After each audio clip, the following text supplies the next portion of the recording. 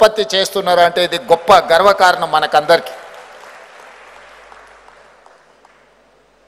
అలాంటి పరిస్థితుల్లో ఈరోజు కొంచెం కొంచెంగా మనము మన యొక్క ఉనికిని, మనుగడను, మన భాషను, మన సాంప్రదాయాలను మనం కోల్పోతున్నామేమో అనే అనుమానం కలిగించే పరిస్థితులు ఈరోజు మనం చూస్తున్నాం.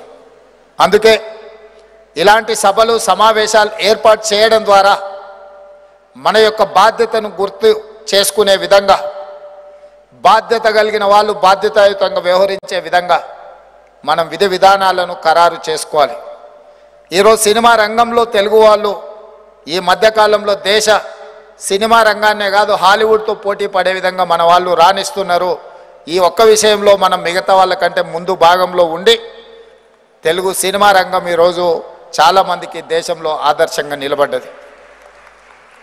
ఏది ఏమైనా రాజకీయాలు, ఆర్థికపరమైన రంగము, సినీ పరిశ్రమ వీటన్నిట్లలో రాణించాలి అని అంటే మీరు నాలెడ్జ్ కోసం ఏ భాషనైనా నేర్చుకోండి. కానీ మాట్లాడేటప్పుడు మన భాషలోనే మాట్లాడుకోవడం ద్వారా ట్రాన్స్మిషన్ లాస్ తక్కువ ఉంటుందని నేను భావిస్తున్నాను.